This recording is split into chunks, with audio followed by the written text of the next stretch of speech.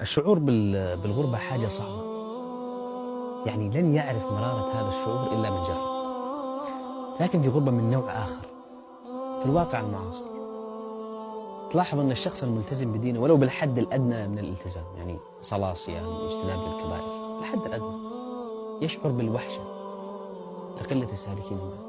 يعني فجأة تلاقي حد يقول لك عادك بتصلي، يضحك شوية، يعني عادك بتصوم، غمزة هنا ولمزة هناك، يخليك تشعر بالغربة، يخليك أحيانا تكلم نفسك يا رب، يعني معقول كل هؤلاء الناس على ضلال وأنا اللي صح؟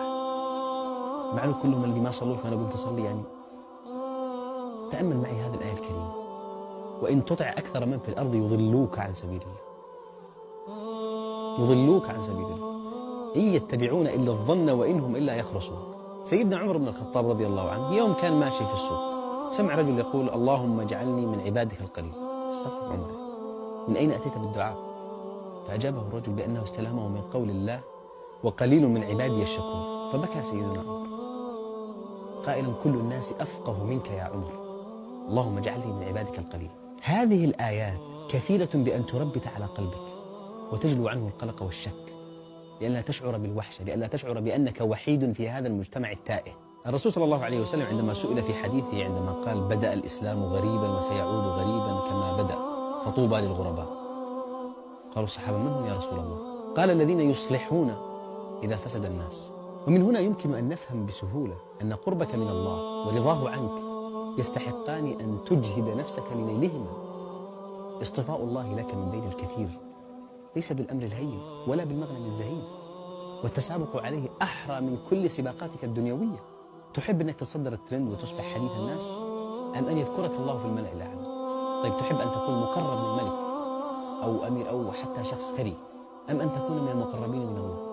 وبالمناسبة الوصول إلى الرفعة والتميز عند الله أسهل وأيسر بكثير من الوصول إليهما عند الناس. جرب مثلا أن تتقرب من شخص ذو وجاهة ومال، مش سهل. لكن طريق الله ليس مزدحما كطريق البشر. طريق الله لا يسلكه إلا عباده القليل الذين غلب عقلهم جنون الحياة وغلبت حكمتهم حماقة الدنيا.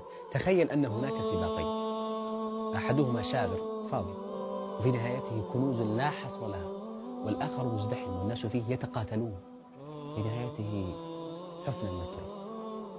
بينما يسلك الكثير الطريق الثاني، ماذا ستسلك أنت؟ لهذا السبب دعا الرجل أن يكون من عباد الله القليل، ولنفس السبب فهمها عمر فبكى ودعا الله خلف هذا الرجل، لأنها رفعة لا تضاهيها رفعة أن تكون من عباد الله القليل. إذا كنت مستقيما على أمر الله والناس يتهمونك في عقلك إن خالفت أهواءهم وشعرت بالوحدة بينهم، اثبت يا أخي، لا تستوحش الحق لقلة السالكين. إذا كان الله ورسوله معك فليس هنالك قلة ولا ذلة ولا وحشة. السلام عليكم.